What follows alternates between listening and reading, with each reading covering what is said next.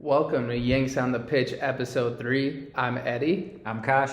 And on today's episode, we have Champions League. Pulisic's AC Milan took on Reyna's Borussia Dortmund. We also have Serginho Dest's and Pepi's PSV in Champions League action. We also had league play. Fulham's Antonee Robinson and Tim Ream in action, along with Weston McKennie and Yunus Musa.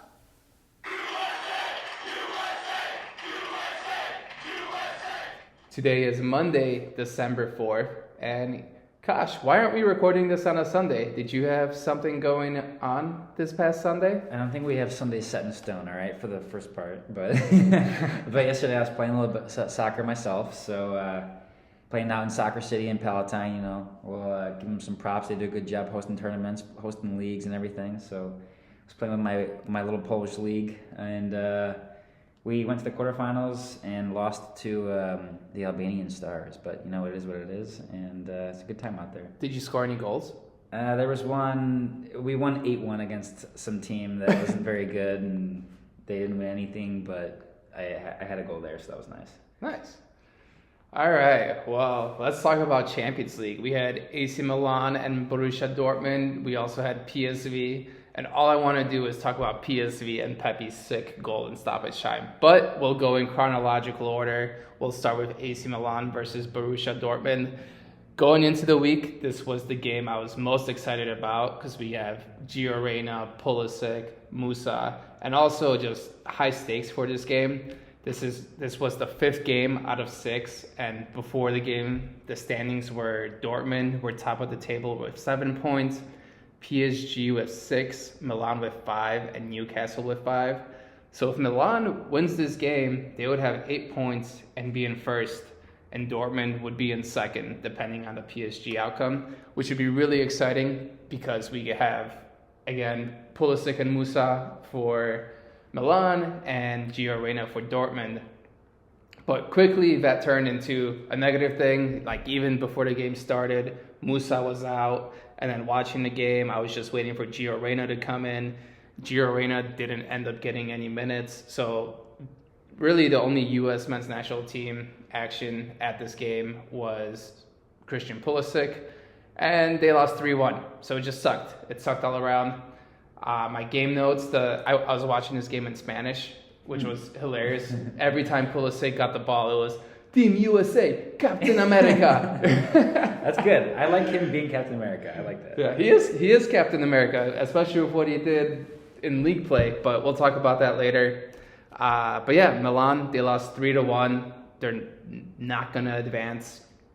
But Pulisic looked all right. He was taking players on. He was playing how he usually does. Nothing super good or super bad. He was his typical self. But I went into depression mode after this game because I was like, this is the US's golden generation. Is it? Reyna isn't getting minutes. Musa was out due to injury. Matt Turner is benched. He's not getting minutes. Tyler Adams is injured. He's been out for 4 months. Jar Sargent injured his ankle back in August. He's been out. Brendan Aronson, limited minutes. He's coming off the bench. Weah's injured. Pepi's coming off the bench, and now Pulisic's out of Champions League. So I had a little bit of depression after this game. I was like, is this even the golden generation? Like, what's going on here? But then Wednesday happened, and I'm all the way back. Like, U.S. is going to put on a clinic at the Copa America, reach the semifinals in the World Cup, because our U.S. men's national team players looked sick on Wednesday with PSV versus Sevilla. Right, let's not lose all hope because PSV is looking like they're gonna make it out, maybe. Yeah, so, probably. And they got 3 of our boys, right? So we're rooting them on. That's right.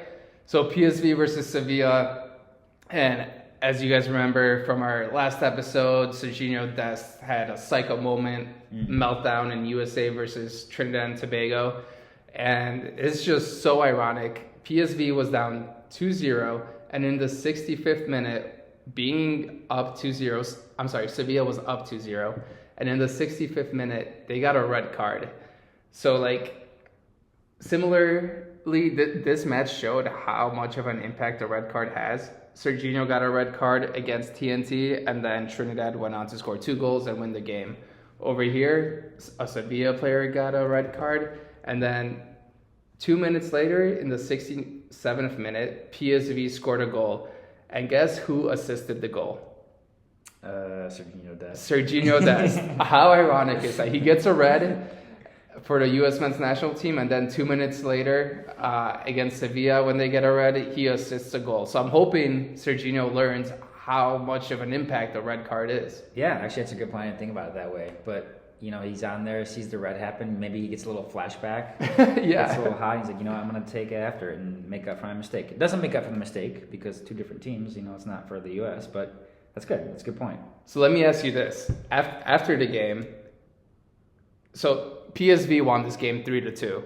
And then after the game, Serginho Dest had a U.S. men's national flag, a U.S. flag draped around him.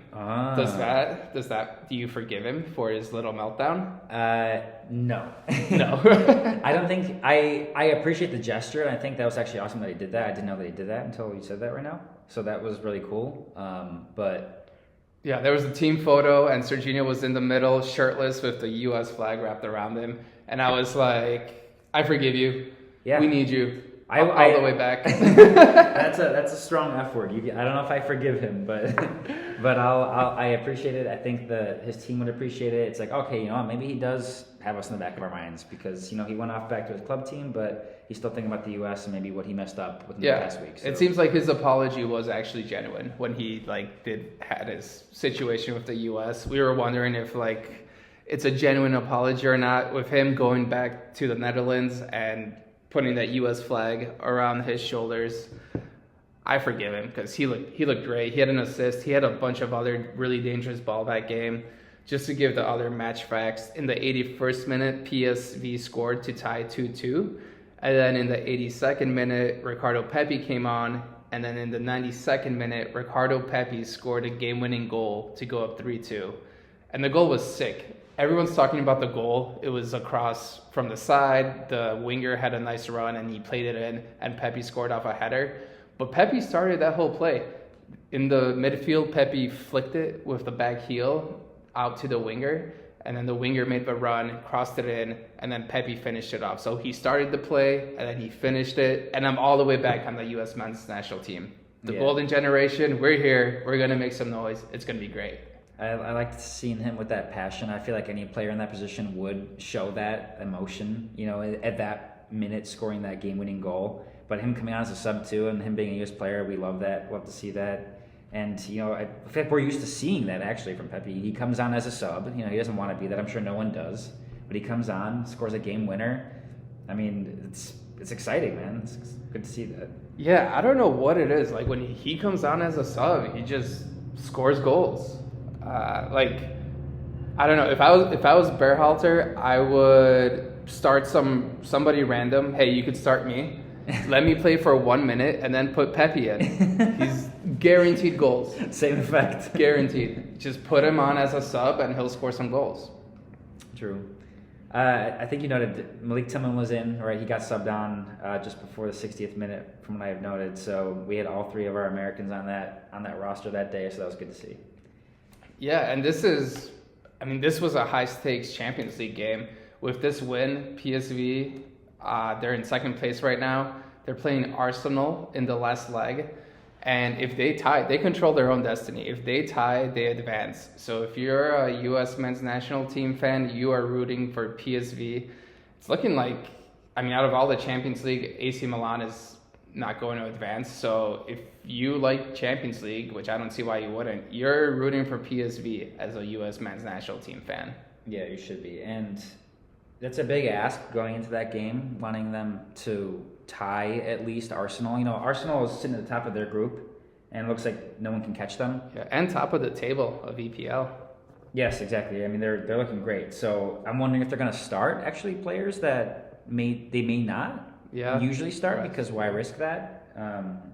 So that'll be interesting to see. But yeah, if PSV can go into that game and pull out a tie, make it interesting, make it look nice for them, then it'll be cool.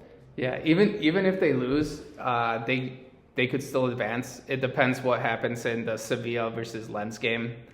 I think PSV would still advance with a loss if Lens loses or if Lens wins, but less on goal differential. And I think right now the goal differential is 4 goals. I'm seeing 3, but 3. Okay, it's 3. Yeah, so it should be good. But you never want to leave, your future in someone else's hands. Agreed. It's in their hands. I mean, Lens just lost 6-0 to Arsenal this Champions League game. So yeah, Arsenal's good, but hey, it's exciting. And like you said, maybe Arsenal won't play all their players. So rooting for PSV. And that game is on December 12th. We got a week out? Okay.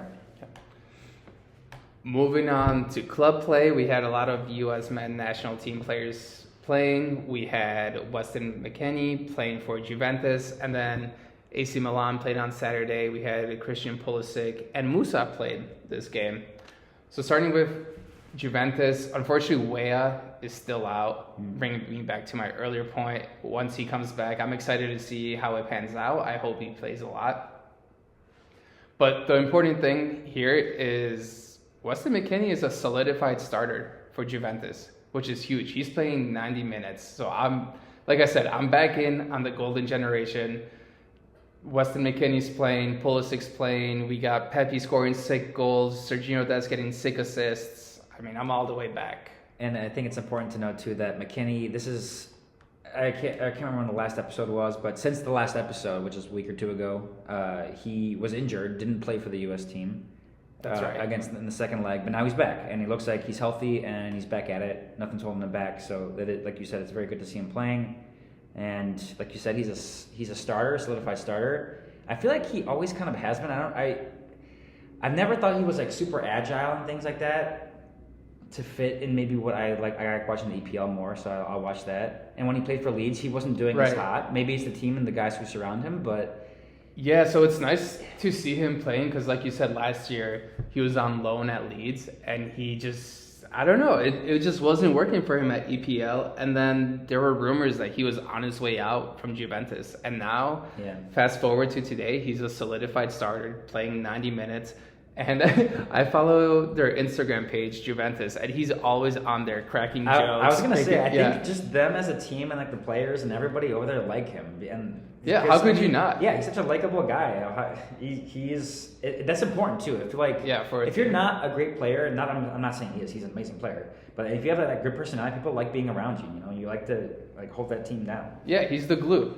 Yeah, it's good. Thank you, Weston. Watching him play, he didn't do a whole lot on the offensive side, but I mean he's a workhorse in the middle, which that's what he is. He is on the U.S. men's national team. What I noticed from club play this week is the players that play in their clubs, their positions are very similar to what they play for the national team. Mm-hmm. So obviously Pepi, a striker, Pulisic taking on people for AC Milan. That's what he does for the U.S. men's national team. Weston McKennie being a workforce in the middle for the U.S. men's national team and also for Juventus. Our starting lineup for the U.S. men's national team is starting to round out a little bit. You have Weston McKennie in the middle being the workforce, and then moving on to Yunus Musa, the AC Milan game. Christian Pulisic had one of the sickest goals I've seen in this past year. This was just the other day, right? We're talking. Yeah, this was on Saturdays. I'm moving on to AC Milan's game this Saturday. Christian Pulisic, just to put it in perspective, it wasn't a goal kick. The goalie got the ball, but he pretty much kicked it from where it was a goal kick. And Christian Pulisic was sprinting past the half field. The goalie kicked it 3/4 of the field. Christian Pulisic was sprinting. Before the ball hit the ground, Pulisic got a touch on it with 3 defenders running after him.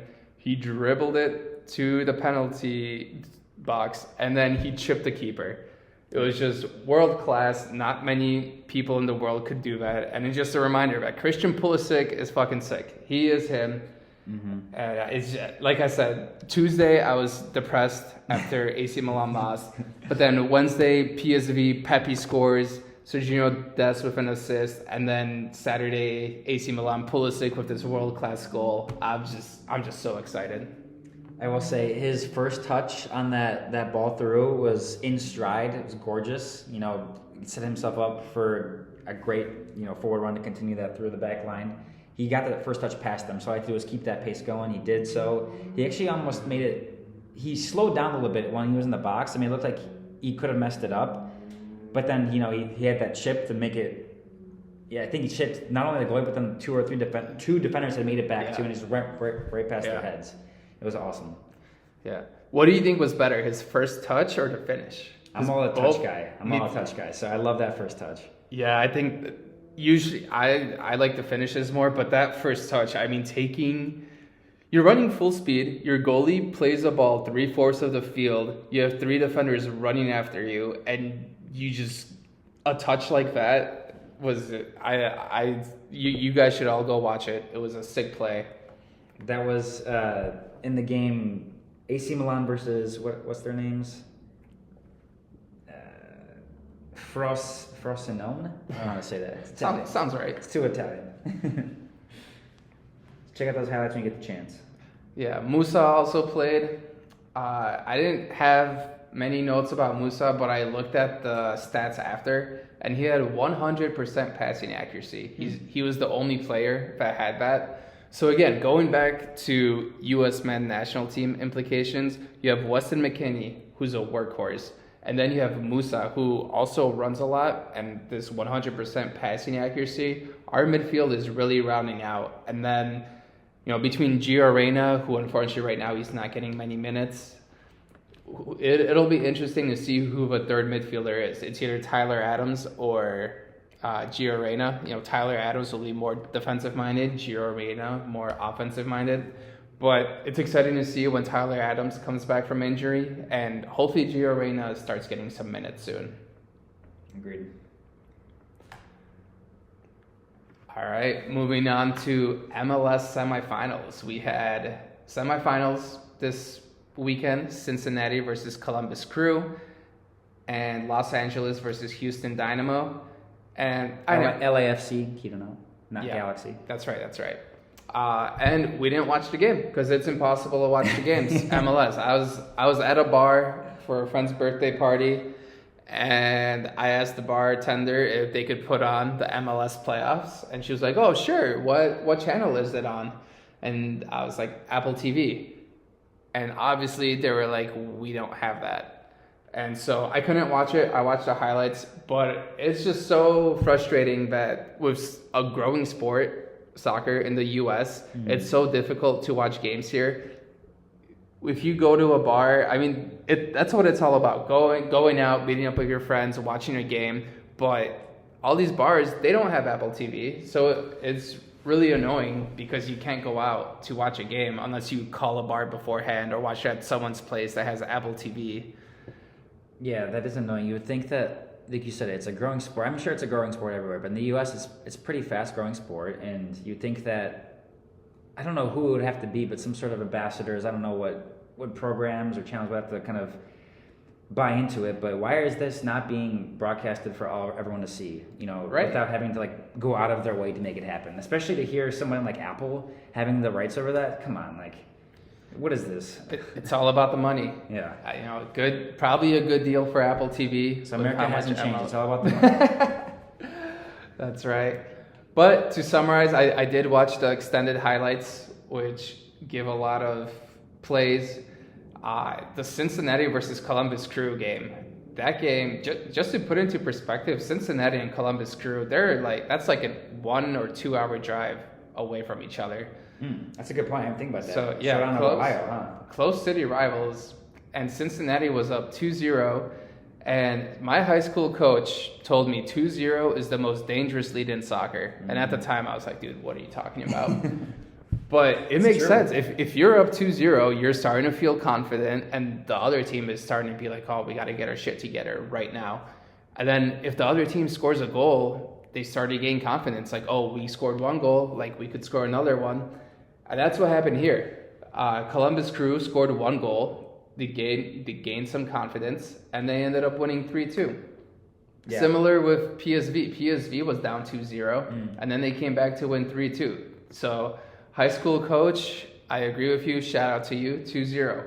Most dangerous lead in soccer. Yeah, and it's exciting to see that Columbus was able to do it all in the second half plus extra time, too. So they went into the half down 2-0, but, that's not stopping them. two late goals. The first in the 75th minute, the second in the 86th, make it 2-2. Went into extra time, and looks like there was a goal in the 115th minute to put it away before penalties. So that's nice. Yep, and then the other leg, not nearly as exciting, LAFC beat the Houston Dynamo 2-0. What I did like to see, I was following on social media like Instagram, Twitter, and I love to see soccer culture going in the U.S. They were doing marches, chants. The stadiums were sold out. Los Angeles versus Houston Dynamo, 22,000 people were there. So I love seeing how many people are attending these games. And then I went down a rabbit hole. I was curious what the MLS average attendance was this past year, because those stats are coming out now that we're into the final. What do you think the MLS average attendance was? I'll give you a line. Over or under 21,000 people a match? Honestly, my first guess was going to be less than that, so I'm going to go with under. It's over. 22,094. That's pretty good. That is really good. 22,094.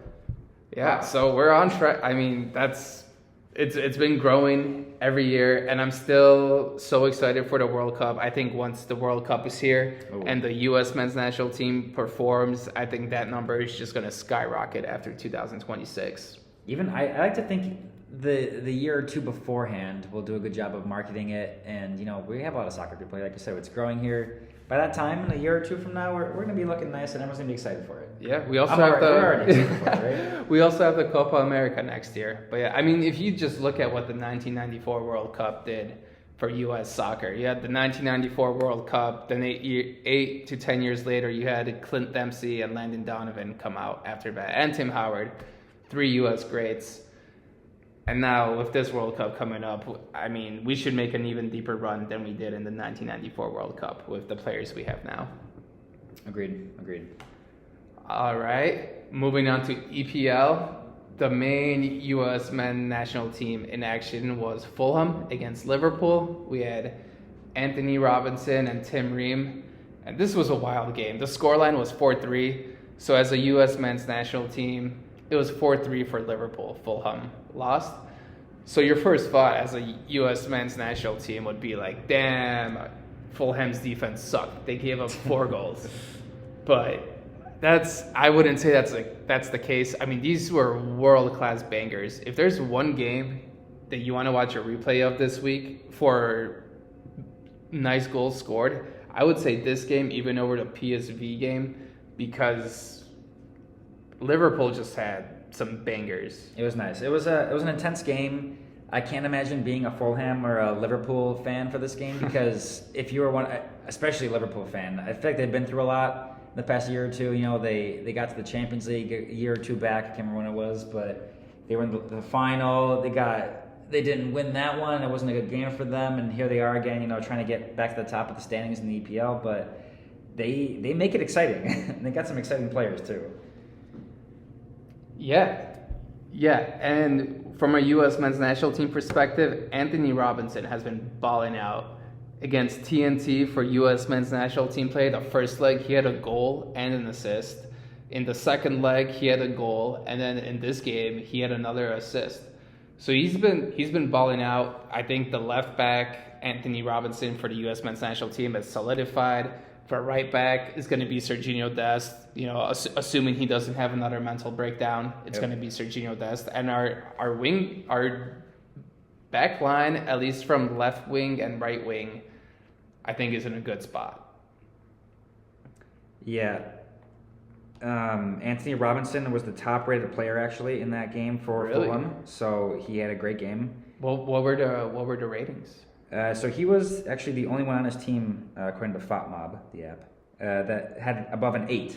Everyone else was in the 5s, 6s, and 7s. So not a great game for that team, but Robinson did great. And I will say, I do have to speak. You mentioned it that Liverpool had some class goals. Trent Alexander-Arnold, actually, I guess his first goal went in as an own goal. I believe that was him taking that free kick. He hit it. It hit the crossbar, I want to say. Yeah. And I mean, that was nice. It went in, and then he also had the game-winning goal. And he's been through a lot, too, for playing for Liverpool, people have said. And I think he still kind of is weird on defense, where he won't try. And then, attackers will blow by him. It looks like he's just kind of standing there. So he's had a tough. People love him, but people also will love to hate on his defensive efforts. And I think this was a good game for him to kind of come out and show that, hey guys, don't forget about me. I can be that guy for you. Yeah, that McAllister goal though. Oh, The Liverpool's first 3 goals were all from outside the box. They weren't just tap-ins. Like McAllister, the ball was bouncing and then it was way outside the box. You wouldn't take a shot from there. Yeah, you wouldn't think that. Like if I try to take a shot from there in my rec league, my teammates would be looking at me like, "What the fuck are you doing? Grab a sub, get out of here." Like that's somewhere you pass the ball from. But no, McAllister struck it. It went upper 90 off the crossbar. Just world class finish. There's nothing that Tim Ream or Antonee Robinson or any of the Fulham defenders would have been able to do for that. Also, I think kind of a funny note, Darwin Nunez. I don't know if you saw what his head was doing, but he had like 2 braids going on the back of it. I did see that. It was kind of weird. He's been going through a lot with his hair. It started off short, I feel like, and now it's just kind of gone through different waves. I don't know. It's a little weird. I don't know if I like it. He looked like Pocahontas. Did you have other EPL? Yeah, so highlights? I feel like there's been a lot in the past couple of weeks here. I do want to point out, I like seeing Luton Town have successes, and they haven't had a lot of it in the EPL, but a week or 2 ago, they beat Crystal Palace 2-1. That's their first win at home. They now have 2 wins, and that was their first home win, which I can't imagine the party scene in that town if that happened. I don't know if there was a first win ever in the EPL, but it had to have been hundreds of years before that. I don't know. But, tiny little town where the stadium is infused into the town. This is people's backyards right outside the stadium. There's been games where players will blast the ball out of the stadium and it goes into people's backyards. So good to see them win at home. Very exciting for them. Don't know much about them. Don't know very much of their players, but love to see a little underdog like that come up. And ideally, I like to see them not get relegated and kind of advance. So yeah, stay in the league. always love an underdog story. Much like most of the world thinks the U.S. men's national team are an underdog story. So that's what we root for here at Yanks on the pitch. All the underdogs. Guess what? Do you know what Luton's population is? I'm gonna go based off of hometown of Palatine over here, so that's at like 70. I'm gonna go Luton half that, 35,000. I don't know. No, 218,000. Okay, it's not that small, right, but that's still really small. Yeah.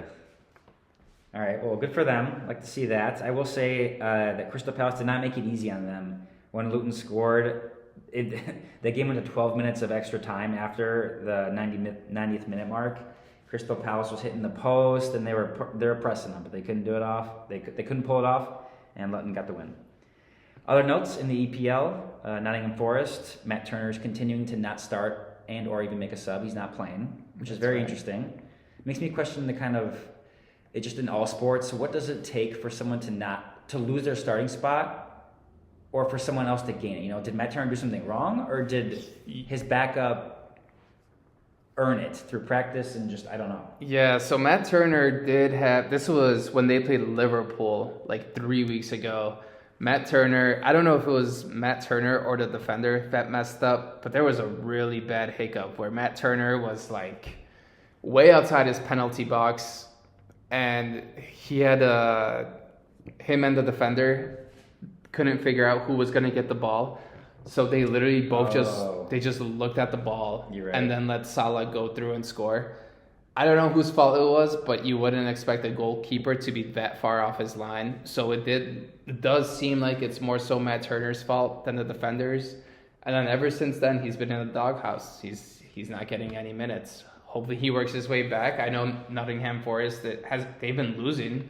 So maybe they should be like, hey, maybe we should put Matt Turner back in there. Yeah, I'm not sure. They got to figure themselves out. They obviously have had problems since the beginning. They've never been a great team, but it's because they came, they were just promoted into the league not too long ago. So good on them, but they got to figure things out. Yeah. So since Matt Turner has been benched, they have lost against Everton, lost against Brighton, and lost against West Ham. Yeah. So I don't know. Maybe put Matt Turner back in there. Yeah, I will say Brighton is a good team. So that 3-2 loss to them, not super surprising, but against Everton, that's the team you got to beat if you want to stay in the league. They've had their troubles in the past staying in the league. I feel like with Everton, every year it's, they managed to pull it off and stay in the league. So yeah, it'll be interesting to see who ends up starting for the U.S. soccer team in Copa America and the World Cup. I think it is still Matt Turner as of right now, but I don't know. He's just not getting minutes. You know, you want your players to be getting minutes. Right. That's a good question. We'll have to see that play out. You have Gaga Swanina. He's 19, so like, do you want to start preparing him for the next generation? I don't know if he's actually. I think he's 18 or 19. I haven't seen much of his gameplay, but I like that guy. Obviously, he's from Chicago. He's from here, so he's a local. He's 19 years old. I think he's got that Polish heritage too. He does. So I'm rooting for him. I don't know. I know I've never been. The goalkeeper is a guy. It's one role, right? So it's hard to find a guy, pick him, and like him, and help hold on to him for so and so years. Shout out Tim Howard, you did that, and that was awesome. Right.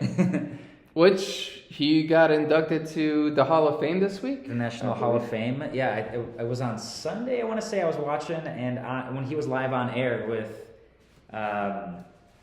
what's her face from the game day. I can't remember, but he was live on air and they told him that, hey, guess what? You just got inducted. And he was like all smiley. He was feeling good. Yeah, what was his reaction like? Was he surprised? Yeah, he kept it cool, but he had that smile. He was smug. It was cool to see. I don't know if that's announced like beforehand, where he might have an idea, or if it's a certain time of year. But I mean, it was well deserved. It showed his accolades when they pulled up on the screen. He did a great job. He was a good, as a U.S. fan over the past 10, 15 years, you're just proud to see that.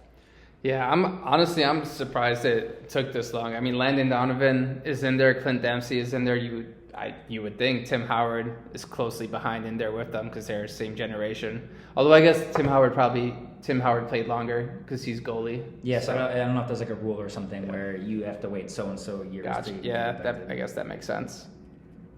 But I will say I do remember a good memory I have of Tim Howard is when they were playing against Belgium. Oh yeah. In the World Cup, I had a summer school class that day, and that went into overtime, I want to say, and yep.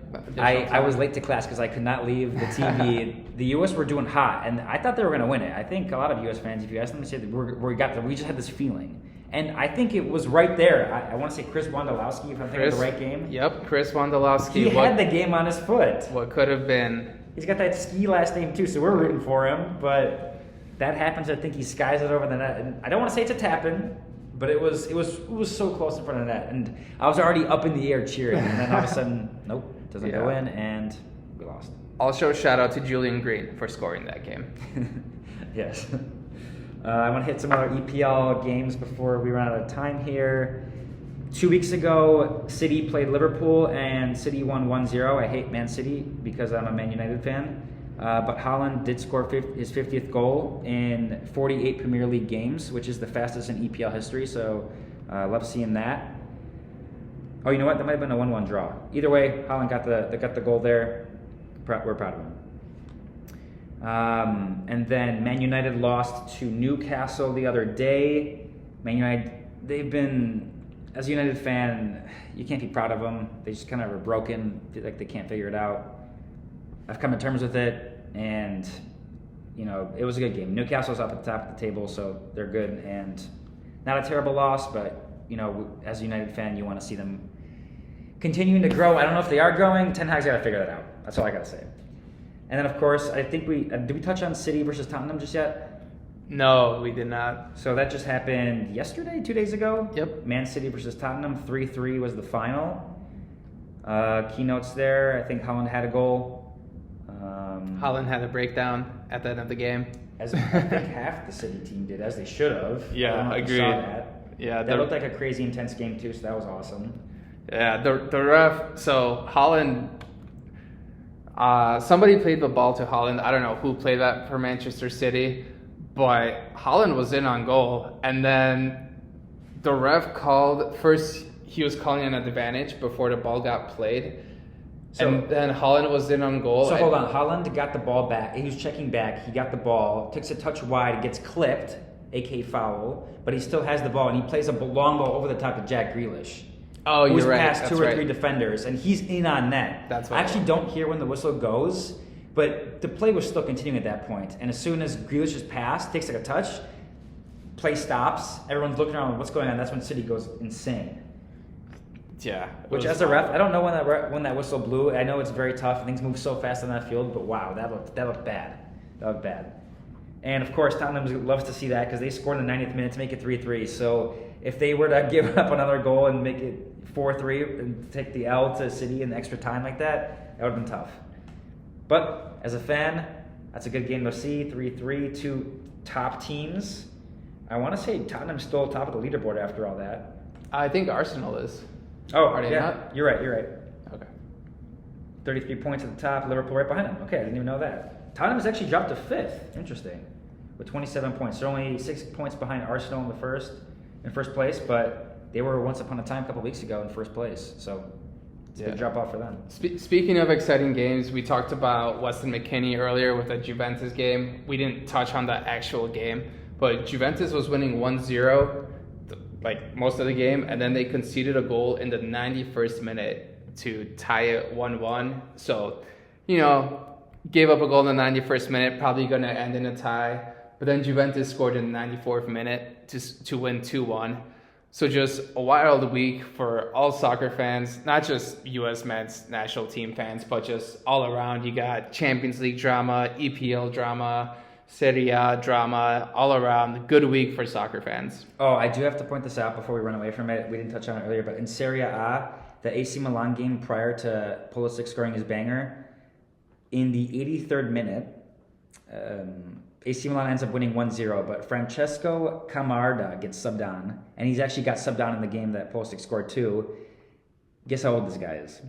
I don't. Give me a line. Over, under what age? It does get pretty young, so I don't want to go too young here, but... All right, under. 15. He's 15 years old. What? Yeah. So this guy, 15 years old, gets subbed on in the 83rd. What were you even doing at 15 years? Dude, I was learning how to watch porn. That's a reference there to the UEFA, EuroLeague draw. But anyways, this guy's the youngest player ever to make their debut in Serie A. This guy was born in 2008. That's wild. 2008. 15 years old, getting on there, and he played again the other weekend. So, do you think he's had his first kiss yet? I sure hope not. This guy's pure. As soon as he gets that first kiss, his soccer career goes down the drain. Yeah, his first kiss is probably going to be with a soccer ball. Let's be honest. Love to see that. Though. We'll have to call that guy out. So, very impressive, Mr. Francesco Camarda. That's all I got from Club Pay today. All right, we're going to wrap things up here on episode 3 of Yanks on the Pitch. We got exciting things coming up, though. December 7th, the Copa America draw is coming up. Which, yeah, the Euro draw, did you hear what happened with the Euro draw? Yeah, we got a glimpse of that. That was funny. Yeah, mid-draw, they had porn sounds play. So it's like in Group A, you have Albania, and then a "Hoya" going on in the background with like, not a "Hoya," but just like classic, with the girl yelling. The moaning noises, and it sounds like I don't know what the situation's like over there, but it sounded like someone in the audience, if there even is an audience. I don't know. Which is playing off their phones, but at that point, how do you not cut that guy off? Somebody needs to get fired. I don't know who, but to have that happen, and the guy just kept announcing teams with the porn in the background. I think it was David Silva, which is like an all-time soccer player, and he just has to power through it. Yeah, that can't be easy. Hilarious. But anyways, we got the Copa America draw on December 7th. Hopefully no porn noises here in this draw. Because we're more legit and we're the real ones. But excited to see that. They did announce the pools. So in this Group A, it's US, Mexico, Brazil, and Argentina, meaning the United States can't play against any of those teams in group play. And then December 12th, we have PSV versus Arsenal. That's a big game coming up. Champions League implications. Obviously, we want to root for the U.S. Serginho Dest and Ricardo Pepi to advance to the round of 16. That's all we have for today. This is Kash and Eddy signing off. Thank you all. Thanks, guys.